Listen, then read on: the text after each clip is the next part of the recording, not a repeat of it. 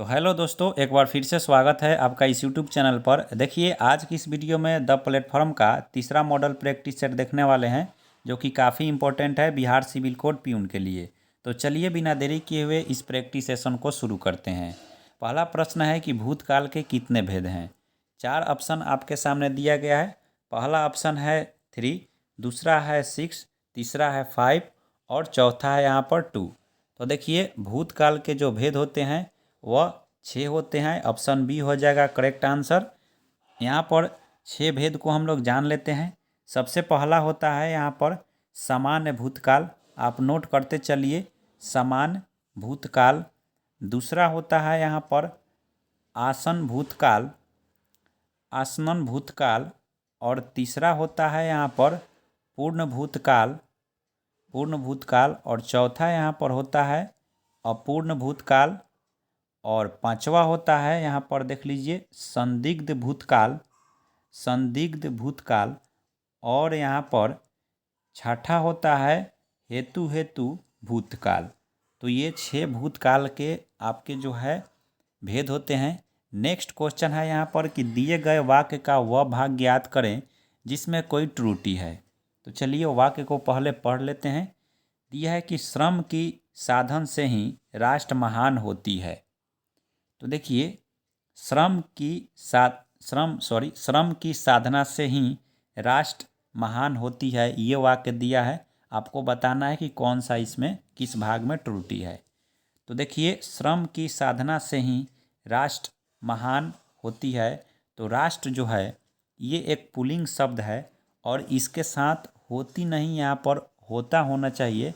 यानी कि श्रम की साधना से ही राष्ट्र महान होता है, ये होना चाहिए। तो यहाँ पर ऑप्शन बी हो जाएगा करेक्ट आंसर। इस भाग में त्रुटि है। नेक्स्ट क्वेश्चन है कि दिए गए शब्द के पर्यायवाची शब्द का चयन करें। तो इसमें आपको बताना है कि प्रयत्न का पर्यायवाची शब्द कौन सा है। तो प्रयत्न का जो पर्यायवाची शब्द होता है वो होता है प्रयास, कोशिश, चेष्टा। ये सब जो है प्रयत्न का पर्यायवाची शब्द है। नेक्स्ट क्वेश्चन है कि निम्नलिखित में से उस विकल्प का चयन करें जो हाथ पांव फूल जाना मुहावरे का अर्थ व्यक्त करता है। आपको बताना है कि हाथ पांव फूल जाना मुहावरे का अर्थ क्या होता है। तो इसका अर्थ होता है घबरा जाना, यानी कि ऑप्शन सी हो जाएगा करेक्ट आंसर।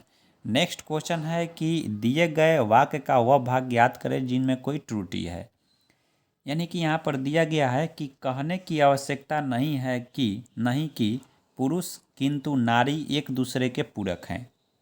तो देखिए, ये आसानी से यहाँ पर आप लोग देख सकते हैं। कहने की आवश्यकता नहीं कि पुरुष किंतु, यहाँ पर पुरुष किंतु नहीं, पुरुष और नारी होना चाहिए। पुरुष और नारी एक दूसरे के पूरक हैं। तो यहाँ पर किस पार्ट में, ये वाला पार्ट में गड़बड़ है और ये वाला पार्ट जो है किस ऑप्शन में है, ये ऑप्शन डी में है। तो ऑप्शन डी हो जाएगा करेक्ट आंसर। नेक्स्ट है कि सही वर्तनी वाले शब्द का चयन कीजिए। आपको बताना है कि प्रधानमंत्री किस ऑप्शन में सही तरीका से लिखा गया है। तो ऑप्शन ए में प्रधानमंत्री जो है ये सही तरीका से लिखा गया है। नेक्स्ट क्वेश्चन देखिए, दिए गए वाक्य में रेखांकित खंड को प्रतिस्थापित करने के लिए उपयुक्त विकल्प का चयन कीजिए। देखिए, जो रेखांकित खंड है इसमें वह है यहाँ पर जरूरी। मेरा मित्र जरूरी काम में व्यस्त है। आपको इसको हटाकर इन चारों ऑप्शन में से कौन सा ऑप्शन रख सकते हैं, ये आपको देखना है। तो मेरा मित्र जरूरी, तो जरूरी का आप यहाँ पर पर्यायवाची क्या यहाँ पर ले सकते हैं, ये ले सकते हैं आवश्यक। ठीक है, तो मेरा मित्र आवश्यक कार्य में व्यस्त है, इसलिए यहाँ पर ऑप्शन बी हो जाएगा करेक्ट आंसर। नेक्स्ट है कि रिक्त स्थान को भरने के लिए उपयुक्त शब्द का चयन करें। यहाँ पर आपको देखना है कि मुझे नैना पर चोरी का डैश डैश है। तो चोरी एक नकारात्मक शब्द है, इसलिए इस ऑप्शन में एक नकारात्मक शब्द ही ढूंढेंगे। तो यहाँ पर चोरी का क्या होता है, यहाँ पर चोरी करने पर संदेह किया जाता है। तो यहाँ पर ऑप्शन ई हो जाएगा करेक्ट आंसर। नेक्स्ट क्वेश्चन है यहाँ पर कि दिए गए वाक्यांश के लिए एक शब्द दीजिए। तो आपको बताना है शरण में आया हुआ। तो जो शरण में आते हैं उनको बोला जाता है शरणागत, यानी कि ऑप्शन ए हो जाएगा राइट आंसर। नेक्स्ट है कि सही वर्तनी वाले शब्द का चयन करें। आपको बताना है कि हंसवाहिनी किस ऑप्शन में सही तरीका से लिखा गया है। तो देखिए यहाँ पर ऑप्शन नंबर डी, इसमें जो है हंस वाहिनी सही तरीका से लिखा गया है, जो कि सरस्वती का पर्यायवाची होता है। नेक्स्ट क्वेश्चन देखिए यहाँ पर, तो नेक्स्ट क्वेश्चन की बात की जाए तो बोला है कि यहाँ पर रिक्त स्थान को भरने के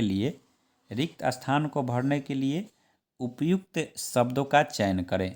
तो यहाँ पर है कि वह दिल्ली से डैश डैश आया है। तो यहाँ पर हो जाएगा वह दिल्ली से आज आया है, यानी कि ऑप्शन ए हो जाएगा करेक्ट आंसर। नेक्स्ट क्वेश्चन की बात की जाए तो बोला है कि दिए गए शब्द के पर्यायवाची शब्द का चयन करें। आपको बताना है कि समता का पर्यायवाची शब्द इसमें से क्या हो सकता है। तो देखिए समता का मतलब होता है बराबर, समान, तो यहाँ पर बराबरी हो जाएगा ऑप्शन बी। नेक्स्ट क्वेश्चन है कि दिए गए शब्द का विलोम चुनिए, यानी कि सजीव का विलोम क्या होता है, तो आप लोग जानते हैं सजीव का विलोम निर्जीव होता है, ऑप्शन बी हो जाएगा राइट आंसर। नेक्स्ट है कि दिए गए वाक्य का वह भाग याद करें जिनमें कोई त्रुटि है। तो चलिए इसमें देख लेते हैं। सूरज कुंड से प्रतिवर्ष बड़ा मेला लगता है। तो सूरज कुंड से नहीं, सूरज कुंड में होना चाहिए यहाँ पर। सूरज कुंड में प्रतिवर्ष बड़ा मेला लगता है। तो ये वाला पार्ट देखिए ऑप्शन बी में है, ऑप्शन बी हो जाएगा राइट आंसर। नेक्स्ट है कि रिक्त स्थान को भरने के लिए उपयुक्त शब्द का चयन कीजिए। तो यहाँ पर है कि वह खाना डैश चुका है। तो खाना किया जाता है, खाना खा चुका है, यहाँ पर होना चाहिए, ऑप्शन बी हो जाएगा राइट आंसर। नेक्स्ट है कि यहाँ पर न्यून शब्द का पर्यायवाची शब्द बताना है। तो न्यून का मतलब क्या होता है, तो न्यून का मतलब होता है अल्प, कम। तो यहाँ पर देखिए ऑप्शन बी हो जाएगा राइट आंसर। नेक्स्ट है कि दिए गए वाक्य में जो रेखांकित खंड को प्रतिस्थापित करने के लिए उपयुक्त विकल्प का चयन कीजिए। तो यहाँ पर है कि विजय ने अजय का बहुत तिरस्कार किया। तो देखिए विजय ने अजय का बहुत तिरस्कार किया। तो तिरस्कार का अगर पर्यायवाची शब्द बताया जाए तो यहाँ पर तिरस्कार का मतलब होता है अपमान। तो यहाँ पर विजय ने अजय का बहुत अपमान किया, ऑप्शन ए हो जाएगा राइट आंसर। नेक्स्ट है कि दिए गए शब्द का विलोम चुनिए। तो साध्य का विलोम चुनना है। तो साध्य का जो विलोम होता है वह होता है असाध्य। साध्य का मतलब होता है कि जिसे ठीक किया जा सके, और असाध्य का मतलब होता है जिसे ठीक नहीं किया जा सके।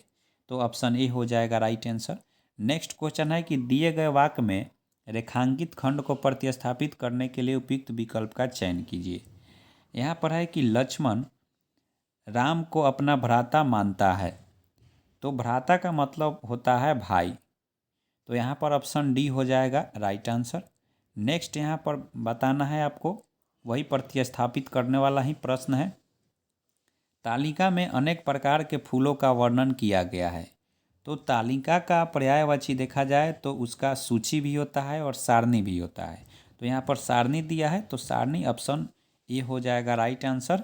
नेक्स्ट क्वेश्चन देखिए।